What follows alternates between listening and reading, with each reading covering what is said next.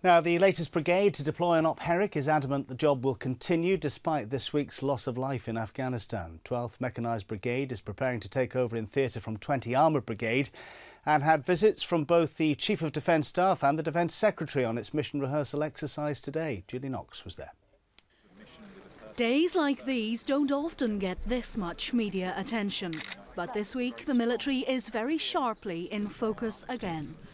The 5 Three Yorks soldiers who were killed had deployed as an advance party from this brigade to ensure a seamless transition on the ground. Their mates are here, gearing up to go. Of course, this week's sad events have overshadowed today. The Secretary of State is here to meet members of Three Yorks, the most affected battalion. But the man who's in charge of the next Rouma in Afghanistan says the mission continues.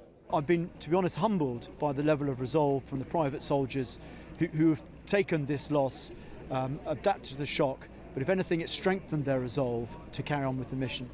Gosh, we're lucky to have the people we have, and that came back to me in spades over the last hour or two when I was with them. We've got to do what we do so well, which is put our arms around them.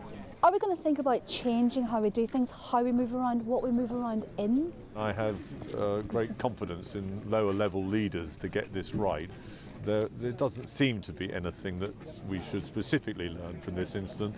It was a massive charge and every now and again, as we know, your enemy gets lucky, and they got lucky on this occasion, and really no amount of protection would probably have avoided this thing happening.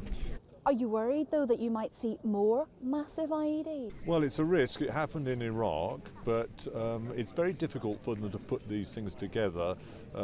It was probably an area that hadn't been kept under observation as much as one would desire. We're checking that out, but putting all that together is quite a challenge for one's enemy.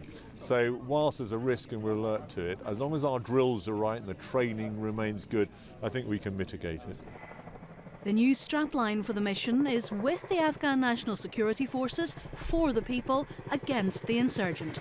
And soldiers who've been before are finding the new focus is on letting the locals take the reins.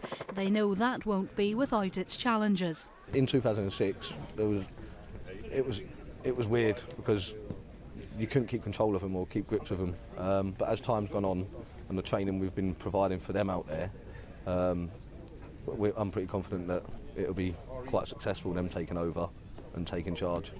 As well as a dynamic display of deterrent buzzing from a Tornado GR4, the media was shown how the immediate response team takes care of casualties in the desert and how the wounded are kept stable en route home with intensive care in the air. Do you think for the soldiers to get sighted this, it reassures them? Yes, definitely. They have said it does reassure them. So they know they'll be looked after? And a lot of them come and see their guys before they leave as well, to say goodbye, and they see them like this, ready to go.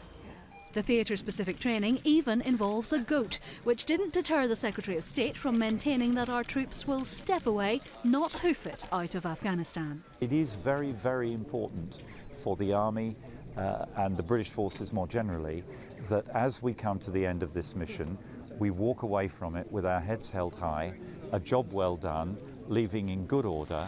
Today's message is that there are still strides to be made. They mainly involve relationships with the Afghan forces and building them up to go it alone.